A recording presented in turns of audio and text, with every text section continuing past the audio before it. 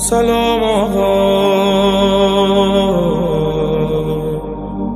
حضرت زید بن عبداللہ اپنے باغ کو پانی دے رہے تھے تو کسی نے جا کے بتایا کہ حضور کا وصال ہو گیا. انہوں نے ایسے ہاتھ اٹھا لیے اور کہا اللہم اذہب بصری حتی لا ارا بعد حبیبی محمد احدا. اے اللہ مجھے اندھا کر دے، میری آنکھوں کی بینائی اچک لے. یہ آنکھیں رکھی ہی اس لیے تھیں کہ تیرے محبوب کو دیکھتا تھا. اب حضور چلے گئے ہیں تو میں نے ان چراغوں کا کیا کرنا ہے. حضرت حسان بن ثابت نے جو اس وقت اشعار کہے، کہتے ہیں کاش کہ کوئی کالا سانپ مجھے ڈنگ مار جاتا اور میں دوسری سانس نہ لیتا.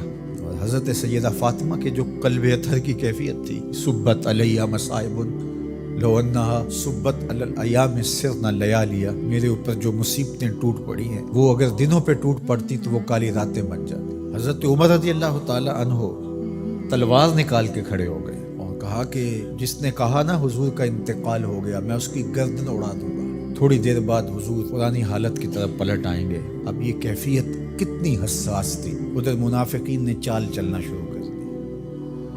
انہوں نے کہا حضور کے دم سے ساری رونقیں تھیں، اب وہ چلے گئے تو اب کس نے نمازیں پڑھنی ہیں، اب کس نے روزے رکھنے ہیں، اب کون جہاد پہ جائے گا. جب وہ ہی نہیں رہے تو ساری کہانی ختم ہو گئی. تو انہوں نے اس طرح سے چال چلنا شروع کر دی. اور حضرت عمر کہتے تھے کوئی بولے تو صحیح. کتنا نازک وقت تھا. اس وقت میں حضرت ابو بکر آئے رضی اللہ تعالیٰ، ان کا کلیجہ تو پھٹ رہا ہوگا، لیکن یہی موقع تھا حضور کے مشن کو، حضور کی فکر کو، حضور کے دیے ہوئے نظام کو سنبھالنے کا. اور اپنے جذبات کو کس طرح کنٹرول کیا ہوگا. اپنے آپ کو پوری طرح سنبھال کر کے لوگوں میں آئے اور دیکھا کہ لوگ جمع ہیں اور حضرت عمر رضی اللہ تعالیٰ عنہ غصے میں تلوار لہرا رہے ہیں. خبردار اگر کسی نے کہا کہ حضور کا انتقال ہو گیا.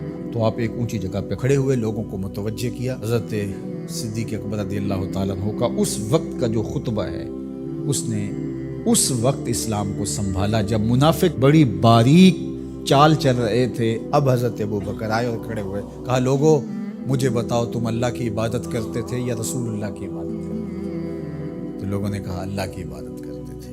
تو کہا اللہ آج بھی زندہ و موجود ہے، اللہ کل بھی زندہ و موجود ہے، وہ حی ہے لا یموت ہے. اللہ اکبر. پھر انہوں نے وہ آیت کریمہ پڑھی وما محمد الا رسول قد خلت من قبلہ الرسل. اور صحابہ فرماتے ہیں ہمیں لگا کہ جس طرح یہ نازل اسی وقت کے لیے ہوئی تھی.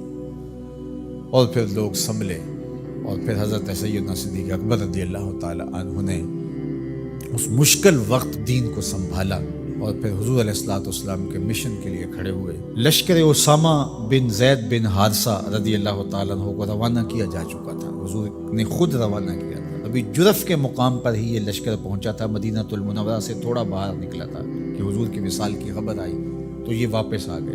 تو بعض صحابہ نے کہا کہ اب مدینہ المنورہ کے حالات وہ نہیں رہے. اطراف کے اندر قبائل سر اٹھا سکتے ہیں جو دبے ہوئے تھے. اب حضور کے وصال کی خبر پھیل گئی ہے تو کوئی مدینہ المنورہ پر حملہ نہ کر دے. اور بہترین جنگجو اس لشکر میں شامل ہیں، تو اگر حملہ ہو گیا تو پیچھے سے دفاع نہیں ہو پائے گا. تو لہٰذا اس لشکر کو حکمت یہ ہے کہ روک لیا جائے. حضرت صدیق اکبر رضی اللہ تعالیٰ عنہ نے کہا کہ نہیں، یہ حضور کا روانہ کرتا ہے، جا کے رہے. بلکہ آپ نے تاریخی جملہ کہا کہ اگر مجھے یقین ہو کہ جنگلوں سے جانور آ کے ہمارے جسم کی بوٹیاں بھی نوچ کے کھا جائیں گے، یہ لشکر پھر بھی روانہ ہو. لوگوں نے حضرت عمر سے کہا کہ ضرور لشکر کو روانہ کریں، لیکن حضرت ابو بکر رضی اللہ تعالی عنہ سے اتنا کہیں کہ امیر لشکر کو معزول کر کے کوئی اور قریشی سردار بزرگ اس کا امیر بنا دیا جائے. 9 عمر لڑکا ہے، دوسرا غلام زادہ ہے، تو بڑے بڑے قریشی سردار اور جنگجو ان کی قیادت کو قبول کرنے سے انکار نہ کر دے. تو وہ گئے اور جا کے کہا کہ بڑے بزرگوں کی یہ رائے ہے کہ آپ ضرور لشکر کو روانہ کر دیجئے، لیکن اتنا کیجئے کہ امیر لشکر کو تبدیل کر دیجئے. حضرت صدیق اکبر کے چہرے پر جلال آ گیا اور آپ نے جو جملے کہے وہ اتنے سخت تھے. ثقلت امک یبن خطاب، اے خطاب کے بیٹے تیری ماں تجھ کو روئے. استعملہ رسول اللہ وقد تامرنی ان اعزلہ، ان کو امیر لشکر اللہ کے رسول نے مقرر کیا ہے اور میں کون ہوتا ان کو معزول کر دوں. کہا لشکر جائے گا، اسامہ بن زید کی قیادت میں جائے گا، جس نے جانا ہے جائے، جس نے نہیں جانا میں کوئی پرواہ نہیں ہے، چونکہ ان کو امیر لشکر اللہ کے رسول نے مقرر کیا. اللہ اکبر. پھر جب لشکر اسامہ کو روانہ کیا حضرت صدیق اکبر نے تو حضرت اسامہ کے گھوڑے کی باک اپنے ہاتھوں سے پکڑی اور اسامہ کو اوپر سوار کیا رضی اللہ تعالیٰ عنہ، اور نیچے ساتھ پیدل چلے. اللہ اکبر. اور ساتھ یہ کہتے جاتے تھے اسامہ تو وہ ہے جس کو میرے رسول نے مقرر کیا ہے. اور پھر یہ لشکر کامیاب اور بامراد ہو کے لوٹا.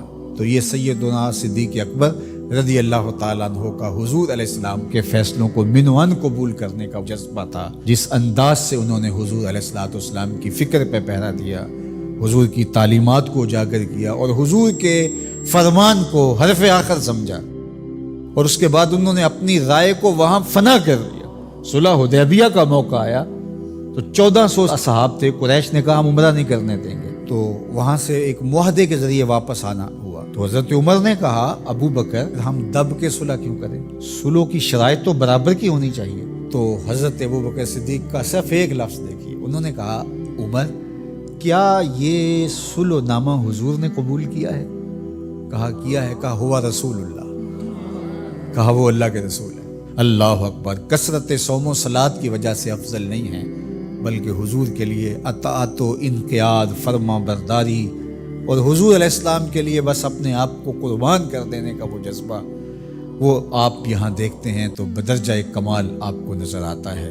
فرمایا کہ میں اللہ کے علاوہ اگر کسی کو خلیل بناتا تو وہ ابو بکر کو بناتا، لیکن میرا خلیل اللہ ہے. اللہ اکبر. امن الناس بر مولائے ما کلیم اول سینائے ما ہستیو کشت ملت راچو ابر ثانیے اسنینو غارو بدر و قبر.